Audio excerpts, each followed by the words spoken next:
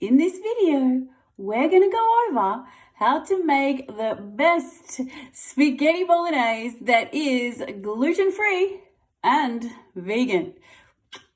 Ingredients. You are going to need brown rice noodles with chia seeds. Now, you can get any kind of rice noodles from the health section in your supermarket. You're going to need vegetable protein. Now, this is going to be the meat component. We're also going to need whole or diced tomatoes.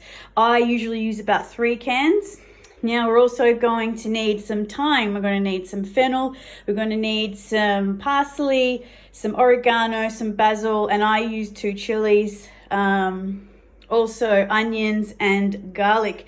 Now I think real herbs is better than the ones in the jar, but that is up to you completely. And you're also going to need a saucepan and a deep frying pan. So we want to put our 1 cup of vegetable protein in water. Now this needs to cook for 5 minutes or until it boils.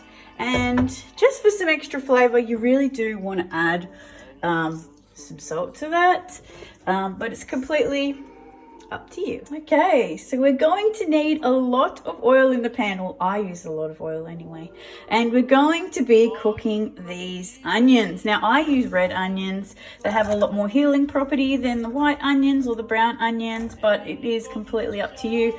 Now, I would also usually use capsicum or some kind of peppers, but I don't have them at home, but you can definitely put in there whatever kind of vegetables you want.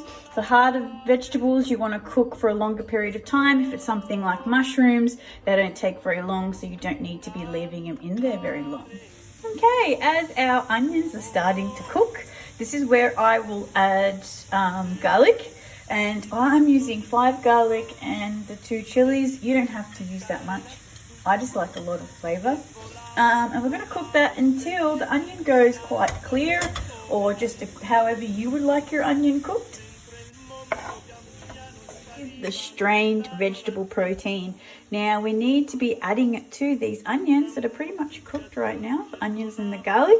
And we're also going to be adding the herbs that I've also chopped up as well.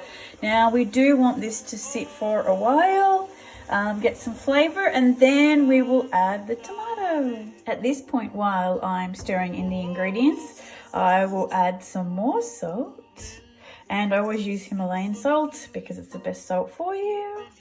And again, stir that in.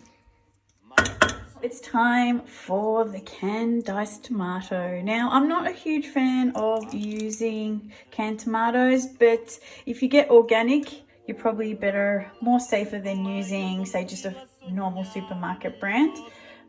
Now, I use 3 cans of tomato. I don't know if I mentioned that earlier, but yeah, I use 3 cans. You can use more, you can use 4, whatever you like, depending on how much you're making. I might even add another one in there. But I like a lot of sauce, so it's completely up to you how you would like to have yours. Now, you can also use like spaghetti sauces and stuff like that. You don't necessarily just have to use canned ones, but it's completely up to you, really. Now, I will just put some pepper on this and leave this sit for a while to soak up more flavor. Okay, now we need to make the noodle pasta, and straight away I put the water in, put some olive oil, and always salt. As we can see, our water is starting to boil, and we can add the rice pasta and wait till that cooks. Now, this is pretty quick. It takes about 2 minutes. So yeah, it cooks very, very, very quick. So there we go, folks. There is our Australian vegan spaghetti bolognese that's also gluten-free. Now, you also can get vegan cheese, and the coconut one is amazing, but I don't have it with me right now. But there we go. Have a good one.